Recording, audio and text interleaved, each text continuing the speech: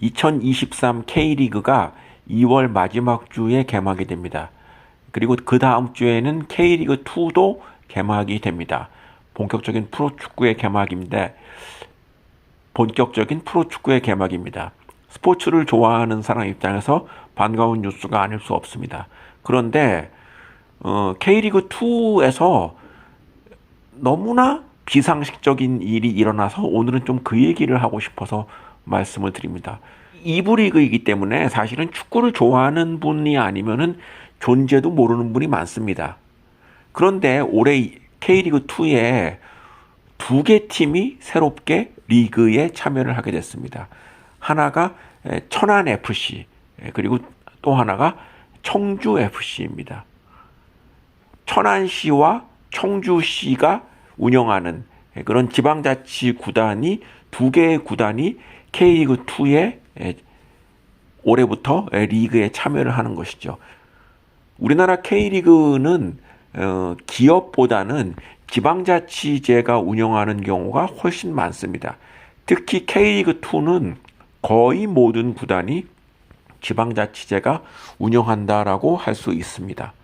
이 K리그2 2023 시즌 K리그2에 소속된 구단 중에 그 유명한 성남FC가 있습니다.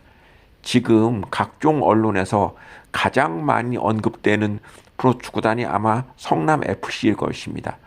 이재명 현 민주당 대표가 지금으로부터 9년 전, 9달 전도 아니라 9년 전에 성남시장으로 있을 때 그 이전에 통일교에서 운영하던 일화 천마 구단을 성남시가 인수해서 성남FC로 바뀌었는데, 그때 성남FC가 뭐 네이버, 두산, 차병원 이런 기업으로부터 후원금을 받은 것이 지금 검찰 수사에서 뇌물로 수사를 받게 되었다는 거 아니겠습니까?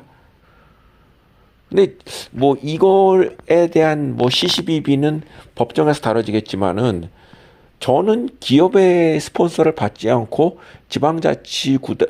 지방자치제가 자신의 세금으로 프로축구단을 운영하는 것이 맞는가?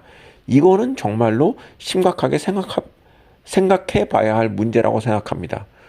왜냐하면 프로축구단 운영에서 돈 벌지 못하거든요. 적지 않은 금액이 축구단 운영에 나갑니다. 그리고 K리그1도 그렇지만 K리그2 경우에는 정말로 축구단을 운영하는 것이 참 기적적인 일일 만큼 수익원이 거의 발생하지 않는 그런 것이 현실입니다. 그런데 그나마 9년 전 일이지만은 성남시는 이러한 어려움을 타개하고자 지역에 있는 기업들로부터 스폰서를 받은 건데, 이게 지금 뇌물 여부로 시비를 가리는 대단히 비정상적인 상황에 있는데, 상황이 이럴진데 이번 시즌에 무려 두 개 구단이 천안과 청주FC가 리그에 참여한다? 그럼 이 구단들은 도대체 뭔 돈으로 프로축구단을 운영하는 건지 참으로 알 수가 없습니다. 이런 상태에서 리그에 참여하는 것이 정상인가?